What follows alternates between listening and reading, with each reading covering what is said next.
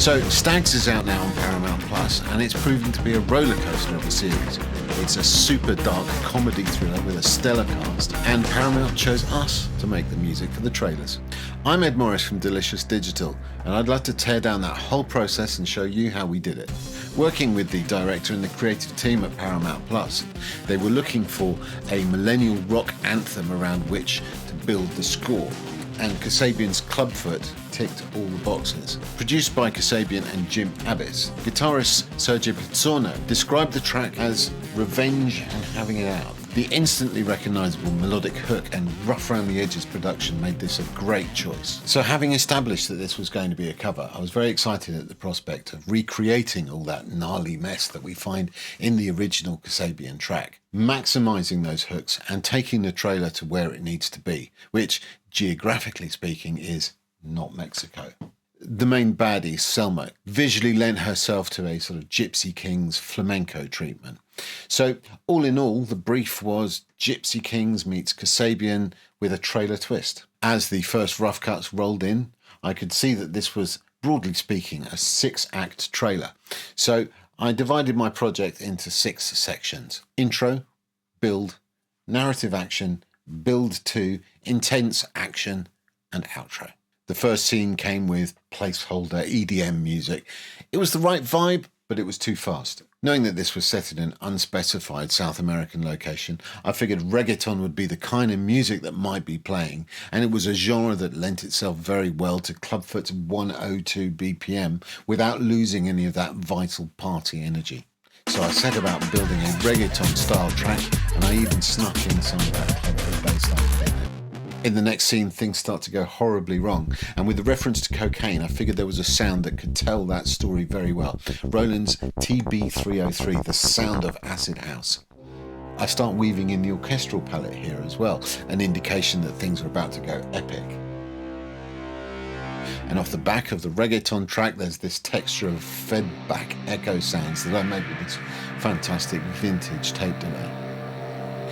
So with a little sound design and a big suspenseful build, we find ourselves at the gates of San Juan del Castillo. This is a significant moment, so where better to formally introduce that killer riff. Like Spinal Tap's Big Bottoms, Clubfoot is a track where the bass carries the groove. In my case, I used a Fender jazz bass and a way huge Russian pickle, but it's all about getting that slightly overdriven fuzz and getting really stuck into the playing so you keep that swing. You may also notice flamenco guitars and various percussive elements creeping in at this point. In the first 2 sessions, we brought in virtuoso guitarist Andrea Tirano to play in a flamenco style over what was then just a rough sketch. During the recording session, we experimented with various licks, tapping, strumming, and created a sort of toolbox of musical elements to weave throughout the piece. For instance, in this section, there's a lick to start it off, and those big hits are beautifully coloured with some chordal brushstrokes. In the ensuing build section, there's a fair amount of dialogue, so that needed plenty of space. In the original temp track, the director had chosen the bass solo part from Clubfoot. This seemed like a natural choice as it spelled out the riff, but kind of played it in a different way. So I replayed this and spread it over 9.5 bars, and introduced a string ostinato to build up the orchestration.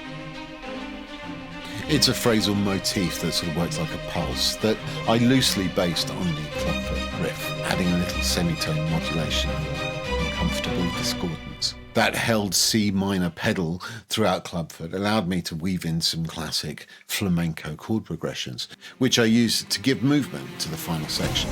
There's all sorts in here. As well as the building blocks of the original rock groove, there's big tribal drums, huge hits, distorted 303 bass lines, strings and massive horn swells.